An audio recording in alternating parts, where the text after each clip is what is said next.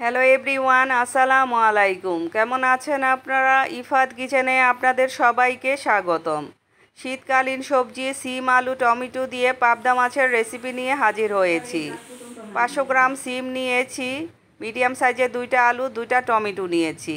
আর নিয়েছি পাবদা মাছ মিডিয়াম সাইজের 6টা। মাছ আর সবজি খুব সুন্দর করে কেটে ধুয়ে পরিষ্কার করে যেই প্যানে রান্না করব সিম আলু, সেই প্যানে নিয়েছি। আধা কাপ পেঁয়াজ কুচি দিয়েছি, 5-6টা কাঁচামরিচ মাঝখান থেকে চিড়ে দিয়েছি। এখন সবজির উপরে মাছগুলো দিয়ে শুকনো মশলাটা আমি মাছের উপরে দিয়ে দেব। 1.5 চা চামচ লবণ দিয়েছি, 1 চা চামচ করে হলুদের গুঁড়া, মরিচের গুঁড়া, আধা চা চামচ করে জিরার গুঁড়া, ধনিয়ার গুঁড়া দিয়েছি। আর দিয়েছি 1.5 চা চামচ আদা রসুনের পেস্ট। রান্নার রেগুলার তেলটা দিয়ে দেব পরিমাণ মতো।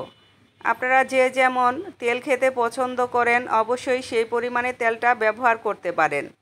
এখন খুব সুন্দর করে হাত দিয়ে মাছ ও সবজিগুলোর মধ্যে মশলাটা মাখিয়ে নেব। কিছুক্ষণ মাখিয়ে নেওয়ার পরে মাছগুলো আমি উঠিয়ে নেব। আমার রেসিপিটা যদি আপনাদের ভালো লাগে প্লিজ আমার চ্যানেলটাকে সাবস্ক্রাইব করবেন, লাইক কমেন্ট শেয়ার করে আমার পাশে থাকবেন। মাছগুলো উঠিয়ে নেওয়ার পরে আবারও আমি হাত দিয়ে খুব সুন্দর করে সবজির ভিতরে মশলাটা মাখিয়ে নেব।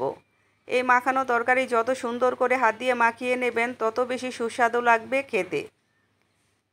2 কাপ পানি আমি ঝোলের জন্য দিয়ে দিয়েছি। আপনারা যে যেমন ঝোল খেতে পছন্দ করেন সেই অনুপাতে ঝোলের পানিটা ব্যবহার করতে পারেন। এখন ঢাকনা দিয়ে ঢেকে মিডিয়াম হিটে আমি 15 মিনিট রান্না করে ঢাকনা তুলে নিয়েছি। এখন সবজিটা একটু উল্টে পাল্টে আমি নেড়ে চেড়ে নেব। দেখেন সবজিটা কিন্তু অনেকটাই সিদ্ধ হয়ে গেছে। এই তরকারিটা গরম ভাতের সাথে বন্ধুরা অসাধারণ লাগে খেতে। একদিন হলো ট্রাই করবেন, আশা করি আপনাদের অনেক অনেক বেশি ভালো লাগবে। টমেটোর ফালিগুলো দেওয়ার পরে মাছগুলো আমি খুব সুন্দর করে উপরে সাজিয়ে দিয়ে দেব। এই পাবদা মাছ রান্না করতে বেশি সময় লাগে না, তার জন্য মাছটা আমি পরে দিলাম। আর এই পাবদা মাছ যদি বেশি সময় ধরে রান্না করেন তাহলে কিন্তু মাছগুলো ভেঙে যেতে পারে। এখন ঢাকনা দিয়ে ঢেকে আবারও মিডিয়াম হিটে 10 মিনিট আমি রান্না করে ঢাকনা তুলে নিয়েছি। এখন আর নেড়ে চেড়ে নেব না, তাতে মাছটা ভেঙে যেতে পারে, একটু ঝুলিয়ে দিয়েছি। তরকারিটা আমার হয়ে গেছে। এখন ফ্রেশ দেখে 1/4 কাপ ধনিয়া পাতা উপর থেকে ছড়িয়ে দেব। শীতকালীন যে কোনো সবজিতে ধনিয়া পাতাটা দিলে কিন্তু অসাধারণ লাগে খেতে বন্ধুরা। অবশ্যই দিবেন, স্কিপ করবেন না।